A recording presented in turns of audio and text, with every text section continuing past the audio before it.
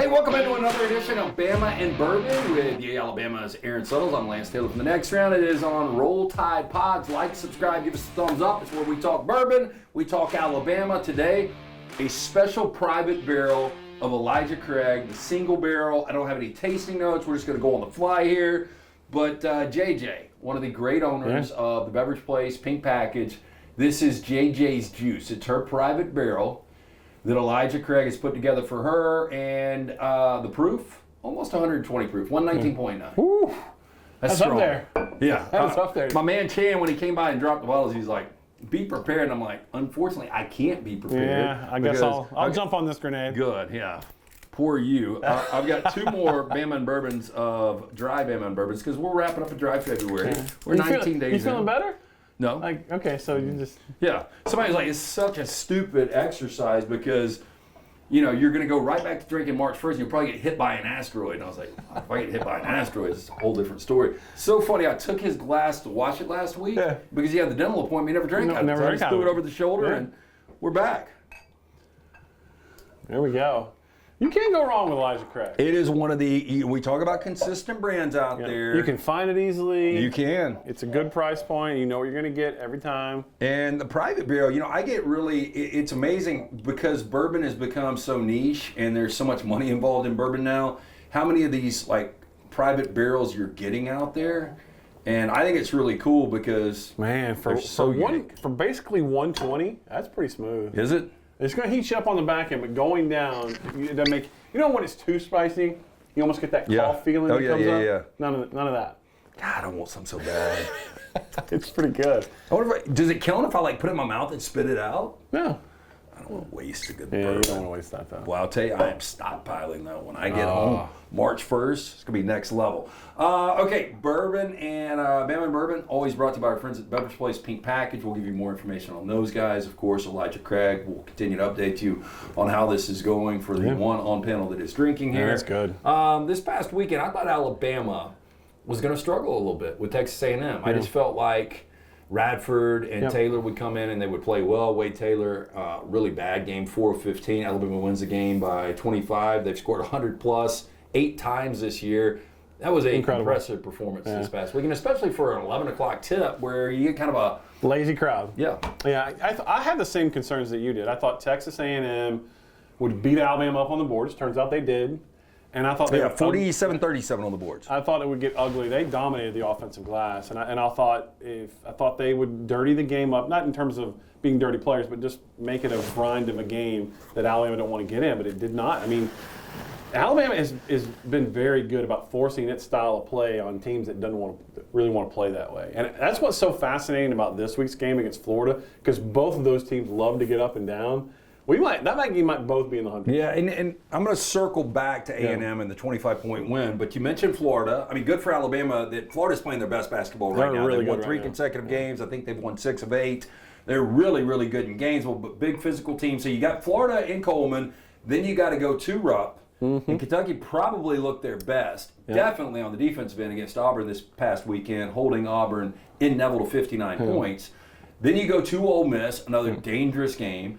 Tennessee at home, at Florida. That's the other getaway. And then you end the season with Arkansas, which, based on where the Razorbacks are, that to me is the only where you look at it and you're like, okay, that's the one win. I mean, these other games are really difficult. I do think it comes down March 2nd against Tennessee, who wins the regular season SEC championship. But this schedule down the stretch is brutal. You take care of home court, you split Ole Miss and Kentucky, you got a good chance if you beat Tennessee to win the SEC. Oh, yeah, because that would put you take care of home court 4-2 down the stretch. Yeah, you win the SEC. Yeah, so that would overall put them at 14-4. Is that right? Yeah. Hey, you know what's crazy? You start thinking about how good Alabama's been at home. If they beat Ohio State, if they had beaten Clemson, this is a number 2 seed in the tournament. Yeah. And those are games now that if they played those games today, now Ohio State's fired its coach. The Clemson game was one that was early in the season. Alabama was figuring out who it was. Hey, Clemson's a pretty good team. Yeah, they are. But if Alabama wins those games, and they would probably win those if they played those now, they're a 2 seed. You know, it's obviously we have a big contingency of Alabama fans and Auburn fans watching the next round.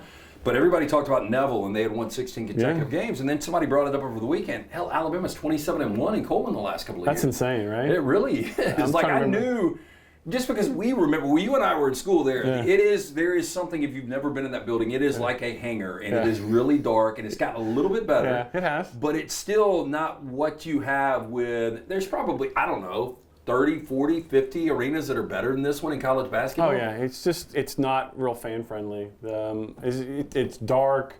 It doesn't have the modern amenities. It's not real close to the court. So you don't think of it as having a great home court advantage. And there was times I was watching the Texas A&M game, and it just didn't sound loud enough. But didn't need to be on Saturday. They've been good in that building, man. And you start thinking about, do they need a new basketball arena? Yeah. Do you need one at $300 million? I don't know. I like that. And just get off on a tangent, because if you're watching right now, and if you're a Bourbon fan, if you're an Alabama basketball fan, this is that thing that always hits a nerve, and it's, when are we going to build a new facility? And, there are reports, there is that third-party group that wants to bring in this, no cost to the university or the city of Tuscaloosa, and they would have X amount of dates, and then they would give the university, let's say, 75 to 100 dates. Do you think that collaboration could work? Generally, a place like Alabama, no, because Alabama likes to control all of it. There's a rumor out there, though, and this is not coming from Alabama. This is not Aaron from Alabama announced anything. It's just kind of been in the ether that there's something imminent about a basketball arena. I don't know that to be true. The people at Alabama are not. I'm not getting that from them. It's just, I don't know if it's coming from message boards or whatever, but they're still planning on it, and they've raised a great deal of money toward it. Well, somebody asked in our chat room today if Nate Oats would take the Michigan job, and look, that's inevitable. That thing is going to come open. I know Juwan Howard's, had some issues, but the way they're playing right now, dead last in the Big Ten, and right in front of them, next to last, Ohio State, coming off a big win yesterday against Purdue, just fired Chris Holtman this past week. So people were asking, would Oats take the Michigan job? There's familiarity, obviously, with that geography and with the state of Michigan, and I think he would consider it. I think he has to. That's where he's from. But that doesn't mean he's going to take it. I think it makes it so much more easy for Nate Oats to maybe spend the entirety of his career in Tuscaloosa with a new facility. You're going to get paid as much money as you want to. Write your check. Yep. You can get as many McDonald's All-Americans. I mean, he's shown that he got three in this upcoming He is dominated. I shouldn't say dominate. He's done really well with the transfer portal. I mean, you look at what Mark Sears is doing right now. Estrada, Reitzel. Yeah, I mean, really good players out of the portal. So you look at this, you can also do something like Michigan has played for and won national championships. John Beilein played for a national championship. Steve Fisher won a national championship. You can do something in Alabama that's never been done before, just getting to a Final Four. Yeah. So I think there's more positives and reasons for him to stay. But at the same time, that one thing that hangs out there is the arena. So once you get that finalized, then I think Nate Oats, he's a long timer. It's incredible. And you guys may have talked about this on the next round, I'm not sure. But where would you rank him right now? Is all time? No, just in basketball coaches currently. Bill Self, you put him. Bill Self won a national championship. Yeah, I'm still going Chris Beard. Calipari, probably. Beard, you putting Beard ahead of Oats? Yeah. Okay, so here's the way we would have to frame the question. Like, moving forward, you can have this guy or that guy. I'm not going to go on past career. Okay. Because, Patino, obviously, I mean. Yeah, that's fair. Like, I would rather have him than Calipari right now. He's a no doubt top 10 guy, right? Oh, no doubt. And probably top 5, or close to top 5. I would definitely take Bill Self or Chris Beard in front of Nate Oats, and then I pause. And then I mean, that's where in no disrespect, because also we got a great coach in the state, Bruce Pearl, has done things at all where this has never been done. So it's a renaissance in the state of Alabama right now with college basketball. It's great to see as a fan of college basketball, but Nate Oats is doing some pretty heady stuff at Alabama. Yeah. Bama Bourbon is brought to you by our friends at the Beverage Place, located next to the PGA Superstore on Highway 280. Pink Package located across from the Target next to Arby's on Highway 280. It's a one-stop shop. Liquor, beer, seltzers, wines, sodas, cigars, mixers, ice, even fresh lemons and limes. They open early, they close late. Get in and see JJ. Man, this is good. Of course, Chan, and this is JJ's Juice. I feel bad if you're not being able to drink this. Well, I'm going to be able to drink this one March 1st. This is good. I just got to really ration what I get into March 1st. Just going to smell it again. So, I mean, that does not taste 120 proof. Yeah, 119.9 is the proof on this right now. That's great. Uncut, straight from the barrel. Elijah Craig founded in 1789, and this is a 9-year-old batch. It's good. Like, I've always liked the Elijah Craig. I always like the packaging. It's a nice bottle. Unique bottle easy shape. to find. Easy to take the top off, too. Yeah. That was one of the... Jim was like, my favorite thing is watching you try to take this top off. There was one show we had. I didn't think you were going to get it off. Yeah, and I'm trying to remember. I'm looking back here to see which one that was. I told him wax is always tricky to me. Yeah. This is the easiest when you just have this it's already got pull. the pre kind of slit on the side. So, Yep. Tell us about Yay Alabama. How can you get involved if you want to get behind the collective and start bringing in more and more transfer guys? Yeah, which I think maybe watch your feed. I don't know when this is going to drop, this particular episode. By the time it drops, Alabama may already have a transfer guy coming in. Maybe a little bit of what we call in the business a tease, but yay-alabama.com/fans. That's every level of our tier. I had a one-on-one meeting with Coach DeBoer last week. 45 minutes, just he, myself, Courtney Morgan, who's his chief of staff, and I can tell you that he has big plans for Yay Alabama in terms of our content. He wants to tier it, and so based on your membership, the better access that you're going to get to his program. So this is a guy that we talked about what's the difference between him and Coach Saban. Coach Saban recognized the world of NIL, didn't particularly love it, was vocal about that, but he knew how the game was played. This is a coach in Coach DeBoer that very much recognizes how important NIL is going to be. He's going to be making ask of his fan base to support Yay Alabama. So we're excited about that. We're excited to help him, to give him what he needs, so Alabama can put the best teams on the field and on the court. Do you know anything about these coaching staff additions that, as of recording today, we heard about this morning? Yeah, so we just, I've already interviewed Freddie Roach. I've interviewed Robert Gillespie. Just dropped in the last, 15 minutes, our interview, our exclusive interview with the new defensive coordinator, Kane Womack. I think more is going to come out this week, and probably up until next week. We'll be slowly sort of releasing the names, which we already kind of know because it's already out there. But the way the process goes at Alabama, everything's got to be approved by got to go through background checks, and it's got to go through HR, then it's got to go to the Board of Trustees to approve. So they're going through those processes now. We talk about the initial press conference on that Saturday when DeBoer takes over. Since that moment, though, when you sat down with him finally in the one-on-one, does he seem like he's really comfortable in getting acclimated to Tuscaloosa and ultimately the SEC? Yeah, I do think there's a period of feeling out in terms of, he had things the way he liked them in Washington. He's trying to figure out the process here at Alabama. And I've likened this. Alabama just got out of a 20-year relationship, pretty much. Just had a breakup with a long-term partner. And that partner had very regimented things that they like to have things done, right? There were structures in place.